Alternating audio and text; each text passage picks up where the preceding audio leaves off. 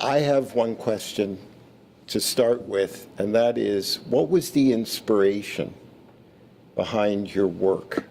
In other words, what led you to look and for this remarkable observation? And secondly, many people were working in this area, and especially with infusion of cells, but they never put the pieces together. Why do you think you were able to put the pieces together? Very good questions. I'll have to go back a little bit. Both Ernest McCullough and I were recruits to the research operation of the Ontario Cancer Institute, we were on the original research staff. And we had very different backgrounds. My background was biophysics. His was hematology. He was a clinician. And we would not have normally met otherwise.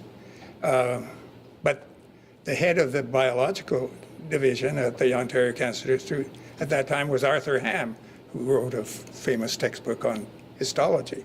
And he thought that all the research staff, no matter what their disciplinary backgrounds were, should get together and get to know each other. So he held sessions in the basement of his house where everybody presented their interests. And Ernest McCullough presented his before I did mine. And I thought, that's pretty interesting stuff. So a little later, there was a meeting of the physics group, a staff meeting, which I belonged to. And the head of the physics group, Harold Johns, said, Dr. McCullough wants to use our radiation facility, cobalt-60 radiation facility, to irradiate some mice. For the experiments he's doing, I need a volunteer to help him with that from the physics point of view. There was a silence. And then I said, I remembered his presentation. And I said, I'll volunteer. And that's how we got started.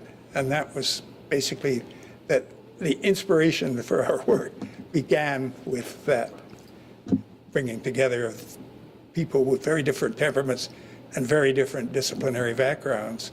But it turned out, I think, to be quite creative.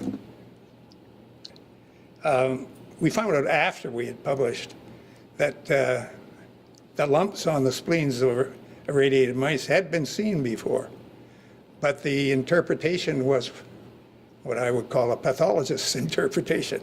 They're local areas of regeneration, which implies that multiple cells are proliferating to produce these foci. Both Ernest McCullough and I had experience with cell culture, and I had experience in microbiology. So we thought quite differently. We thought those could be colonies. And the question is, are they clones? Are they derived from individual cells? So that's what we focused on. And we already had some hints that they were derived from single cells, because one of the first things we did with the spleen colony assay was look at the radiation sensitivity of normal mouse marrow cells. And that survival curve to a radiation biologist looked like single cells were the source of the colony. But we had to prove it, and we did. Andrew Becker did some beautiful experiments with chromosome aberrations, and that was the paper published in Nature in 1963, which I think dispelled any doubt. So maybe I can ask you one more question, if you don't mind. I'm giving a long answer. No, these are great answers and exactly what young people need to hear. You must have encountered barriers through your career. Maybe they were funding barriers, people who disbelieved what you were saying. How did you deal with those barriers? Well, I think I've had a charmed life. I haven't had that many barriers. I really got into research simply because I got scholarships.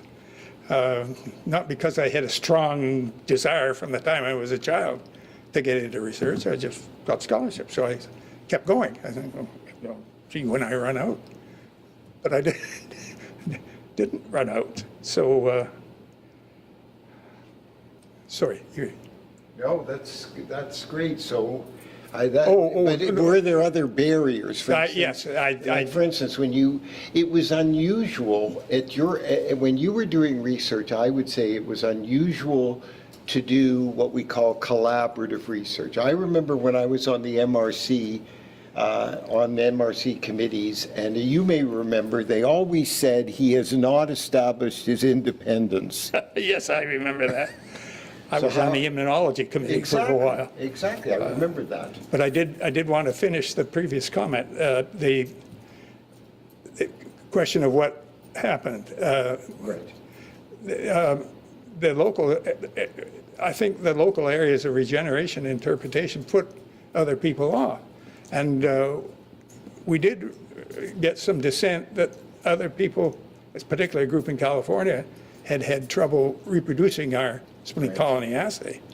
And I went out there and chatted with them. And it became apparent, I thought, that their mouse colony wasn't very good. The mice weren't very healthy.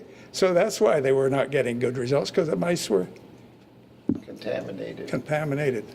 So I gently suggested that and didn't hear any more. Excellent. Congratulations on this honor, and Thank we're you. very happy for your time and inputs. As I was going through the literature and the story about you, the most impressive thing that I thought has happened to you to reach this level was team building and people.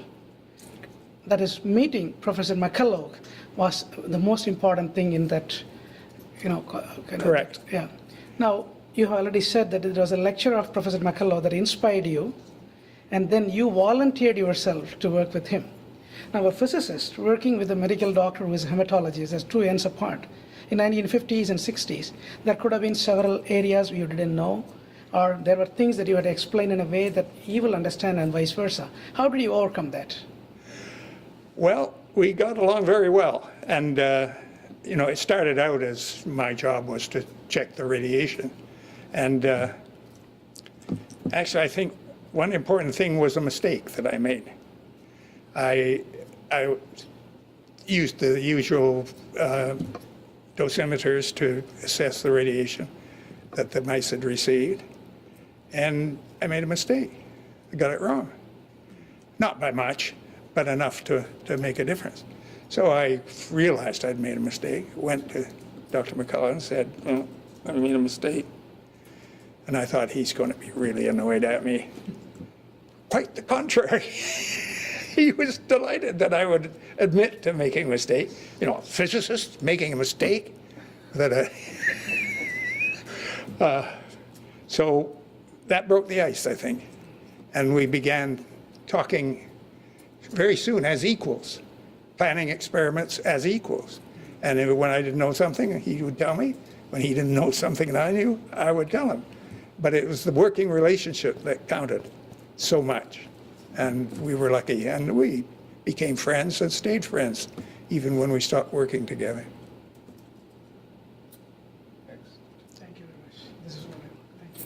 Thank you very much, and Okay. congratulations. Thank you.